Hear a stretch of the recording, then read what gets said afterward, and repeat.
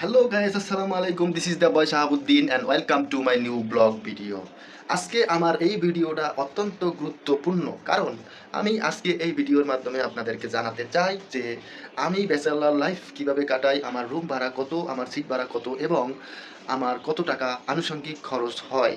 তো চলুন কথা না বাড়িয়ে ভিডিওটা শুরু করা যাক। তো গাইস, এইটা হচ্ছে আমাদের তিনজনের একটা ব্যাচেলর রুম। এই রুমে আমরা তিনজন থাকি, দেখেন কতটা অগোছালো। এরকমেরই ব্যাচেলার লাইফ হয়। সো আমাদের ঘড়ি, এটা আমাদের কিচেন রুম। দেখেন আমাদের কিচেন রুমটা কত পরিষ্কার।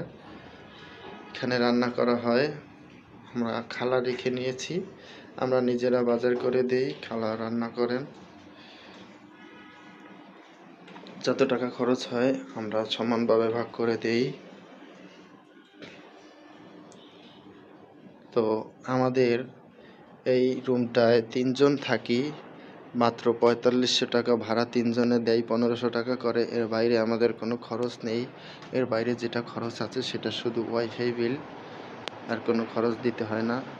তো এক কথায় বলতে পারি ঢাকার ভিতরে আমরা খুব চিপ রেটেই থাকি। যদিও উপরটা টিন শেড হলেও কিছু করার নেই। বর্তমান যে ইনকাম, সেই ইনকামে হচ্ছে আর ভালো পজিশনে থাকা সম্ভব নয়। তো আজকের ভিডিওতে দেখলেন আমি আমার ব্যাচেলার লাইফে কিভাবে কাটাই এবং কিভাবে খাওয়া দাওয়া করি এবং কয় টাকা ভারী ভাড়া দেই, আমার সিট ভাড়া কত পড়ে।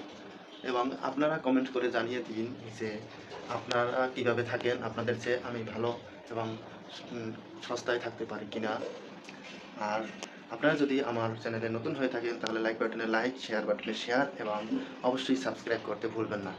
তো সবাইকে সবশেষে ধন্যবাদ জানিয়ে আমি আজকের ভিডিও এই পর্যন্ত শেষ করছি। আল্লাহ হাফেজ।